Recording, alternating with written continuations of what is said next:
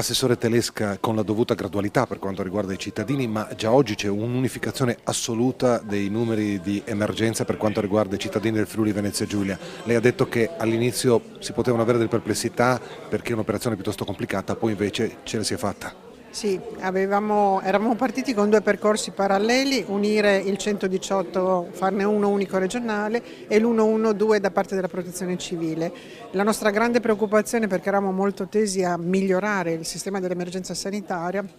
pensavamo che fare due percorsi insieme potesse creare complicazioni. Invece, quando l'abbiamo poi sperimentato anche sul campo, perché siamo andati a Milano a vedere come funziona, abbiamo capito che invece era una grande opportunità, perché l'112 non è solo un passaggio telefonico, in quella chiamata già si identifica il chiamante e si localizza la chiamata, quindi vengono filtrate le chiamate, quindi arrivano alla sanità quelle che sono veramente sanitarie, e in quel momento la persona che chiama è già stata localizzata, per cui ci si può concentrare solo sull'aspetto sanitario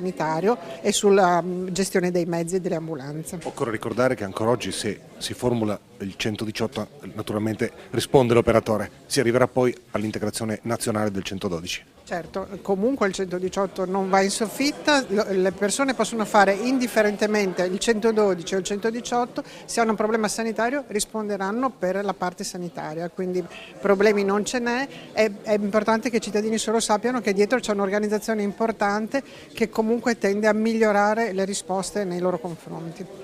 Assessore Pannontin, la Regione Friuli Venezia Giulia è partita con il 112 solo quando ha potuto testarlo. Sì, in realtà potevamo anche anticipare i tempi dell'avvio del servizio 112, ma data la estrema delicatezza del servizio, il fatto che sia un servizio che fa da filtro rispetto alle chiamate dei vigili del fuoco piuttosto che del 118, dove stiamo parlando di sicurezza e salute delle persone, ci ha indotti a un atteggiamento di cautela, un atteggiamento che è passato per una lunga fase di sperimentazione, e solo quando la sperimentazione ci ha dato i risultati attesi abbiamo deciso di ufficializzare e inaugurare questo nuovo servizio per la cittadinanza del Friuli Venezia Giulia. Il prefetto commissario del governo Paola Porzio, il 112 è il frutto di una convergenza di tanti numeri di telefono, però il risultato è lo stesso per il cittadino: chi ha bisogno di forze dell'ordine o di soccorso sanitario ha una risposta immediata. Assolutamente sì, tra l'altro questo è un sistema voluto dall'Unione Europea che è stato attuato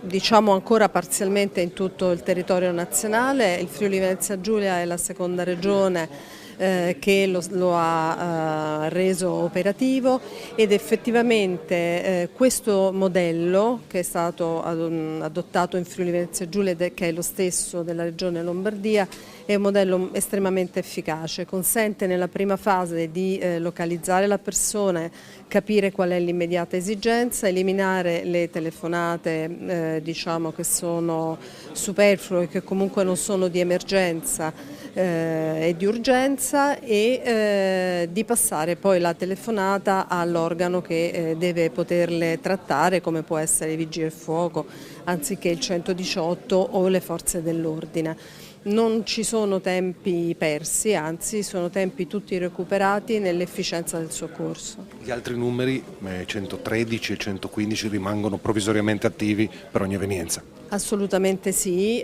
componendo il 115 o il 113 o anche il 118 risponde automaticamente il 112, questo perché naturalmente questa procedura deve diventare nazionale, ma poi comunque deve entrare nel cuore dei cittadini. Numero semplice, sicuro.